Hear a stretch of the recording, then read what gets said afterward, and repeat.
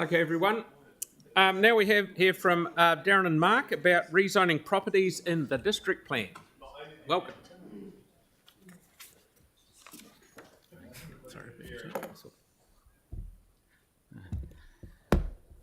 Thank you, Chairman. Good afternoon, councillors. Today's presentation is following a councillor request made on the 18th of June about rezoning properties and land in the district plan. Joining Mark and I today is Bruce Rendell, Head of Facilities and Property, to describe and explain the disposal process.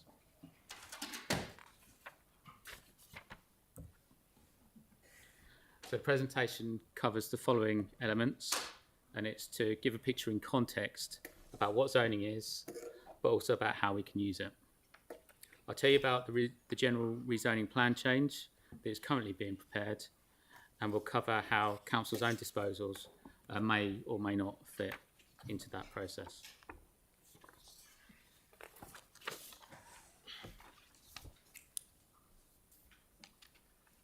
So you can see at the top there is a useful definition of a zone and thereby zoning that comes from the explanatory documents that are part of the National Planning Standards. A zone spatially identifies and manages an area with common environmental characteristics or where environmental outcomes are sought by bundling compatible activities or effects together and controlling those that are incompatible. You'll see in the link that I put on the cover sheet that I provided a link to the National Planning Standards themselves, which are nationally described definitions of what is expected in each zone. As the name suggests, the intent is that zones are being standardised across the country, although there remains scope to define the rules within these zones depending on context and locality. Just briefly running through that. As an example, what might we expect to see in a residential zone? Houses, schools, community halls, churches, community gardens, yes. And we'll set activity standards for those in the district plan. And the more you exceed those standards, the more the council has the ability to first consider a proposal, then shape a proposal, and maybe ultimately refuse a proposal through the resource consents process. Moving from permitted activities to controlled to restricted discretionary, all the way through to maybe even prohibited. In the residential zone, if you propose an activity not anticipated, that would fall under discretionary and the council would have full discretion in considering it. This way, the council can shape the environment and developers can expect certainty when proposing to build something.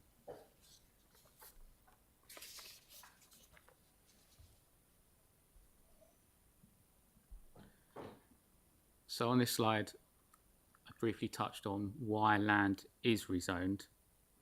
Moving on to the part which addresses effects, the effects management in the Resource Management Act.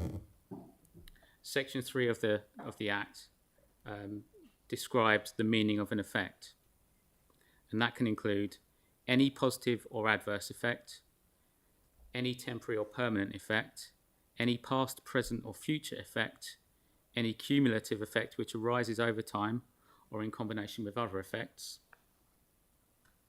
and also includes, regardless of the scale, intensity, duration or frequency of the effect, and also includes any potential effect of high probability and any potential effect of low probability which has a high potential impact. So in terms of that last point, rezoning would not happen specifically for financial gain, but often this can coincide based on what the future anticipated use of a piece of land might be, taking into consideration all of these factors.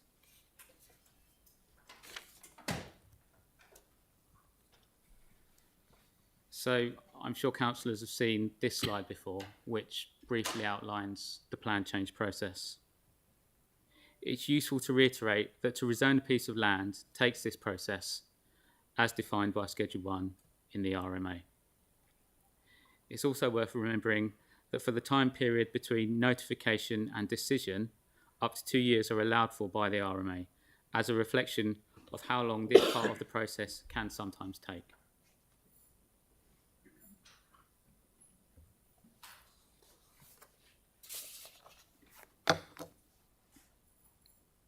The plan change that we're currently preparing is in effect a continuation of the work commenced in Plan Change 5F, Planning Maps, and I put a link in the cover sheet to that. The current plan change is interrogating the potential for zone changes under the scope, as listed above. Plan Change 5F has already done a lot of this, but the plan is a living document, and this is reflected in the potential for sites to be rezoned, always increasing. One thing that I want to add to the list up there, which I didn't actually put on the slide, is parks notices as well. We'll also be considering. One aspect which has increased numbers for interrogation in this plan change has been the use of the council's mapping system to cross-reference, for instance, where split zones are across the entire district. Lists of sites can be made quite rapidly, although then each site would then need to be analysed for its own specifics. One thing to note with the plan change being prepared is that it will exclude all areas covered by PC14 because decisions cannot be made until that process is concluded. The next slide covers disposals, and Bruce will cover that with you. Thanks, Darren.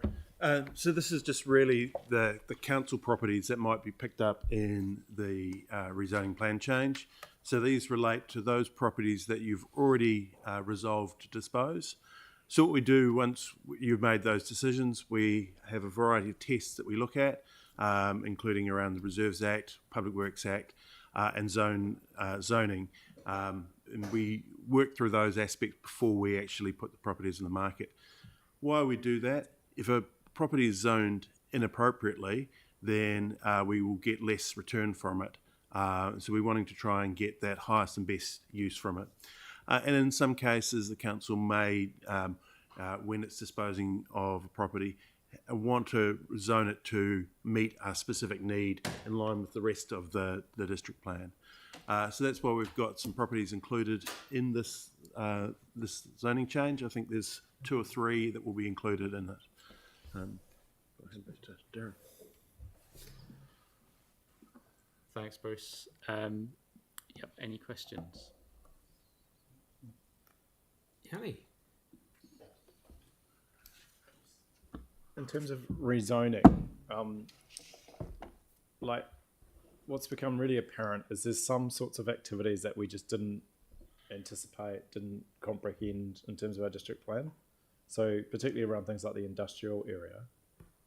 And it just seems that they could be quite straightforward to rezone an activity from one to the other. Can you just kind of help me understand the difference between the rezoning the land process and the rezoning the activities? And I mean, the classic example is industrial general and industrial heavy. Scrap metal yards should be an industrial heavy, not an industrial general. If you read the strategic directions around that chapter, it's really obvious that that's supposed to be the low impact activities adjacent to residential that have minimal impact, not heavy industry that has a big impact on the residents.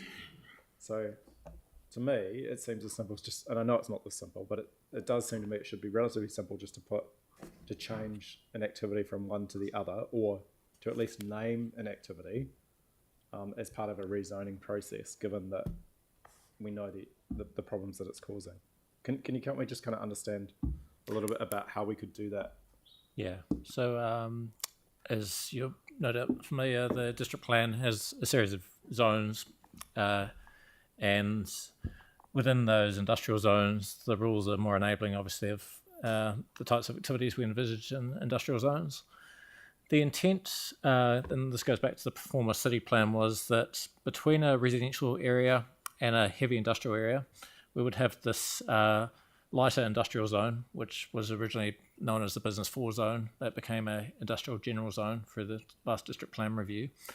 And what we've found is there's activities that are establishing in that industrial general zone, which was intended for lighter industrial activities that are more benign, and which are having an adverse effect on residential neighbours, and which arguably should be more appropriate within in the heavy industrial areas. We're looking at that in the context of the zoning as it stands. The plan change that we're advancing on the industrial residential interface, and which a memo will go to councillors on today, just with an update on that, and is set for notification at the end of this year. That's looking at what the appropriate activity status is of those activities that have occurred in areas that are close to residential neighbours, and consideration of making the activity status more stringent or more difficult pathway to get consent within those areas than heavy industrial areas. So directing those activities that have greater impact into the heavy industrial areas by making the rules more enabling in those areas.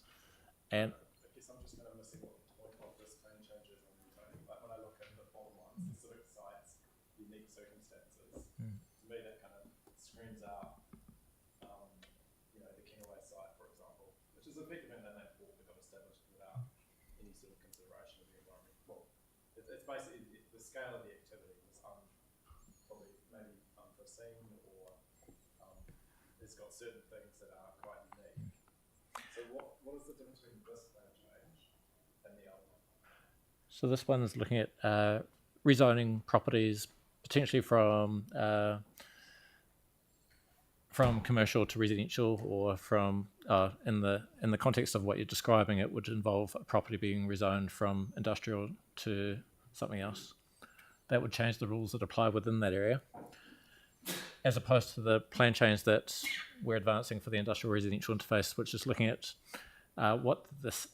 keeping the zoning as it is, what should be the activity status for car wreckers, for the storage of containers, and keeping the zoning so it still allows for what I say is light industrial uses on those sites you are familiar with, but making it harder to establish activities that are going to have a greater impact.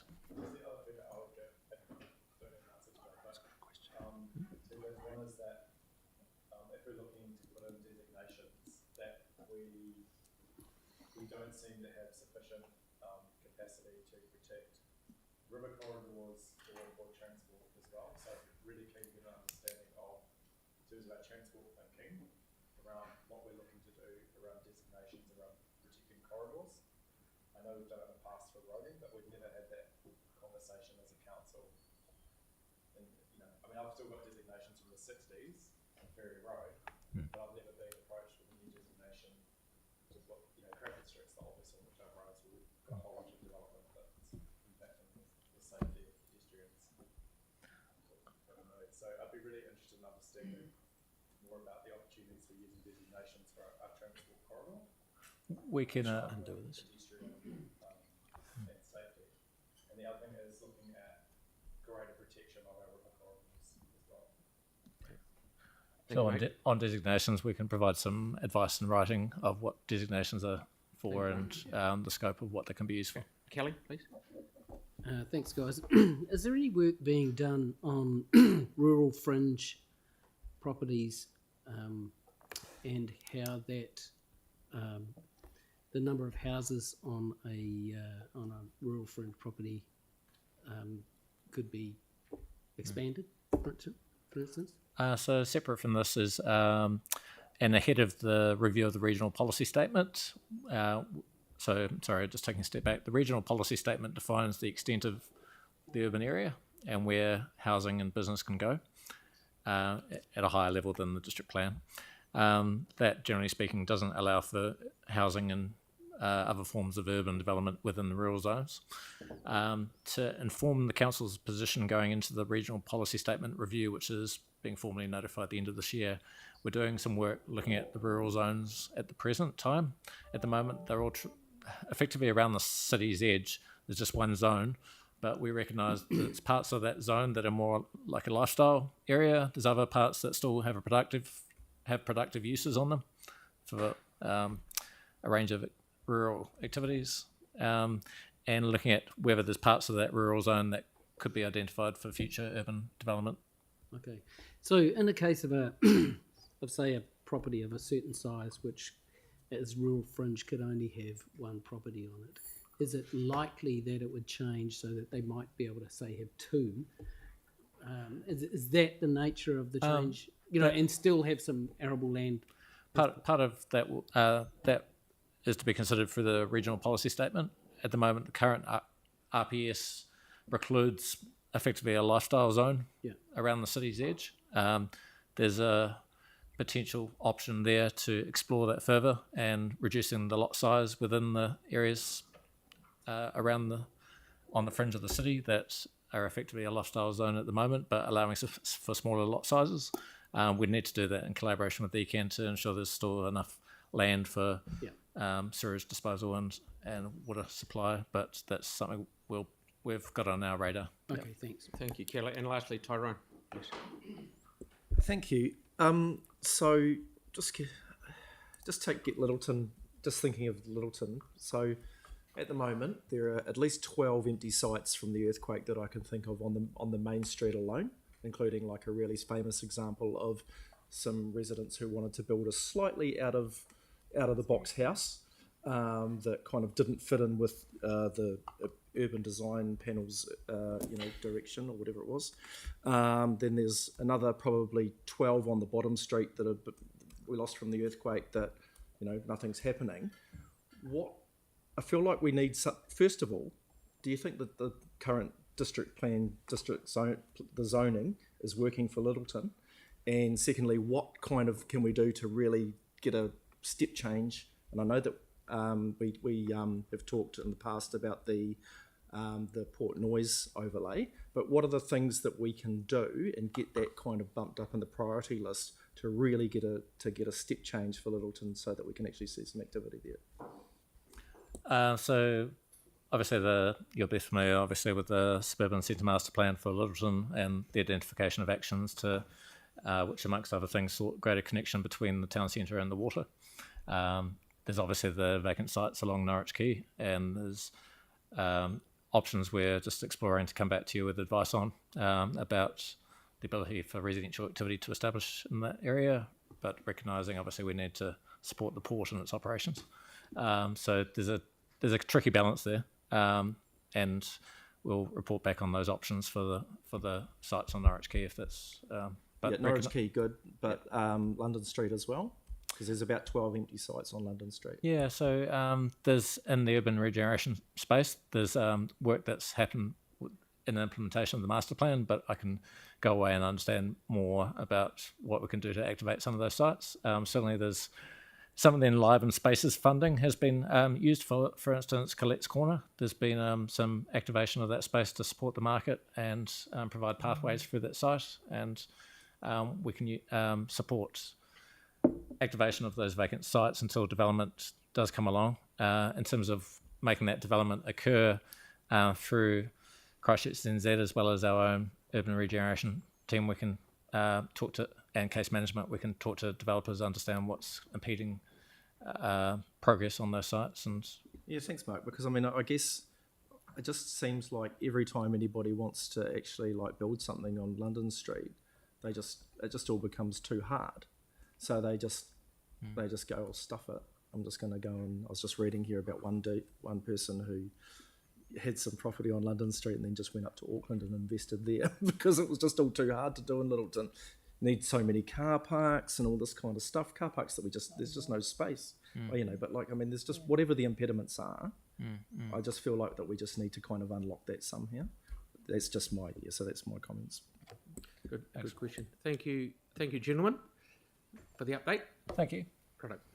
Okay, the next team is in here in about 4 minutes. So you want to have a quick coffee or a? Yeah, no, it's break till 2 o'clock. 3 minutes. I know, I thought you were saying to come back. No, don't let me. 3 minutes.